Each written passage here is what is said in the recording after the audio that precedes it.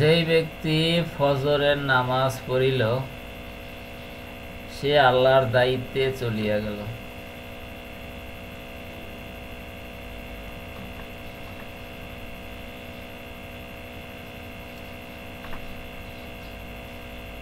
সুতরাং হে আল্লাহর বান্দাগণ,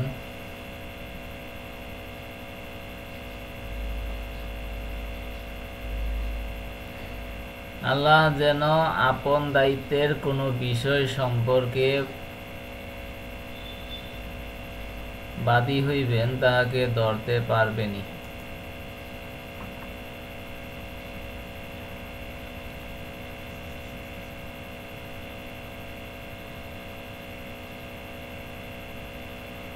অতঃপর তিনি তাহাকে উপর করিয়া দোজখের আগুনে নিক্ষেপ করিবেন।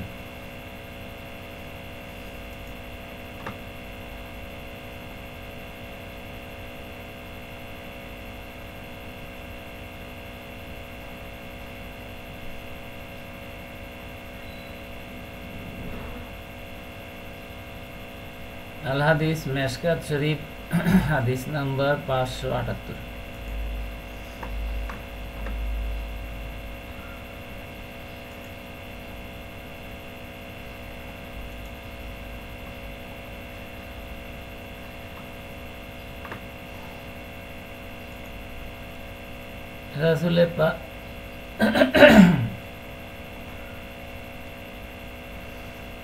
রাসূলে পাক সাল্লাল্লাহু আলাইহি সাল্লাম মুহরিম অবস্থায় অর্থাৎ ইহরাম বাঁধা অবস্থায় নিজের পায়ের ব্যথার কারণে সিংহা লাগাইয়াছিলেন।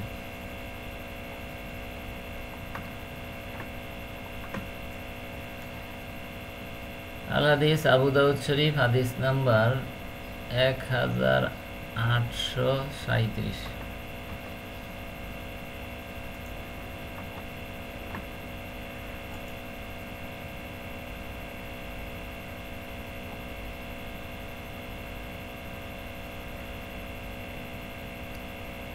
মদিনার দুইজন ইয়াহুদী বৃদ্ধা আমার নিকট আসিয়া বলিল, অর্থাৎ উম্মুল মুমিনিন হযরত আয়েশা সিদ্দিকা রাদিয়াল্লাহু আনহার নিকট আসিয়া বলিল,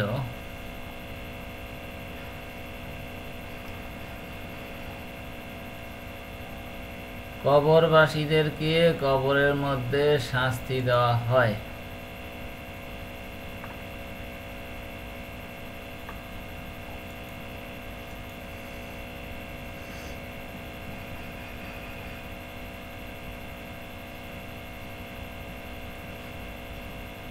আমি তাহাদেরকে বলিলাম, তোমরা মিথ্যাবাদী।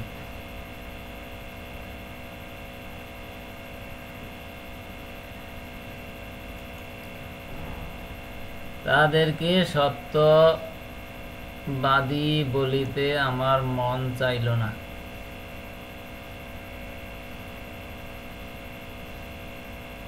তারা চলিয়া যাওয়ার পর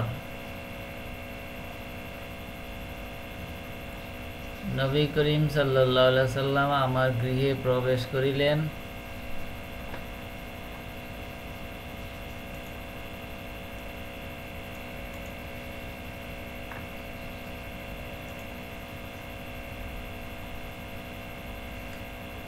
আমি তাহাকে বলিলাম, হে আল্লাহর রাসূল সাল্লাল্লাহু আলাইহি সাল্লাম,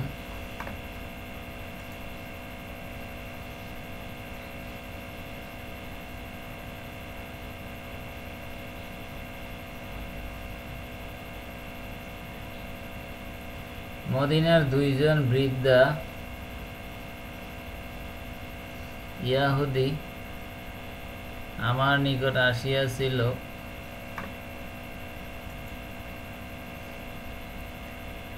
তারা বলিল যে কবরে কবরবাসীদেরকে শাস্তি দেওয়া হয়।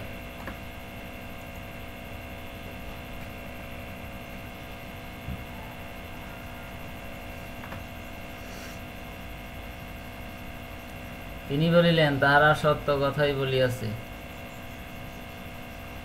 তাহাদের শাস্তির বিষয় জীবজন্তুরা শুনিয়া থাকে।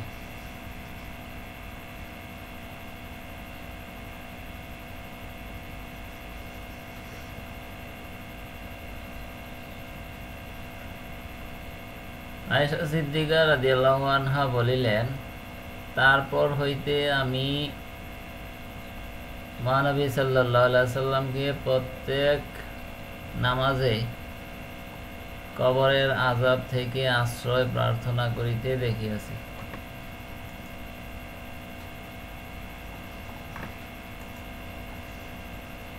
আল হাদিস মুসলিম শরীফ, হাদিস নাম্বার 1199।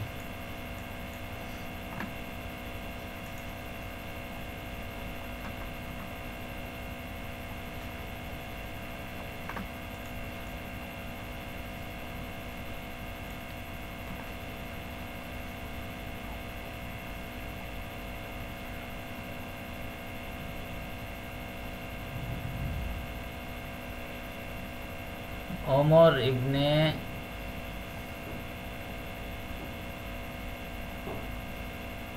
আব্দুল্লাহ ইবনে মামার রহমতুল্লাহ আলাইহে তাহার চোখের রোগ সম্পর্কে অভিযোগ করিলে তাহাকে আবান ইবনে ওসমানের কাছে পাঠানো হয়।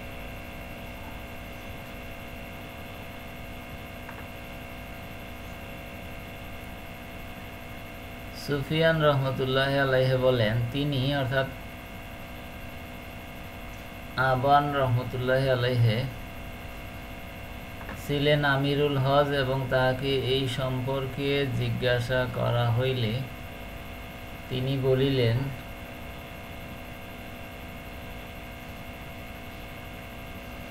তাতে মুজবার লাগাও, কেননা আমি ওসমান রাদিয়াল্লাহু আনহুকে এই সম্পর্কে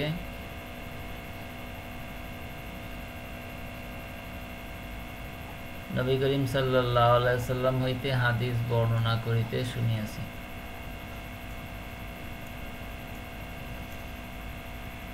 আল হাদিস আবু দাউদ শরীফ, হাদিস নাম্বার 1838।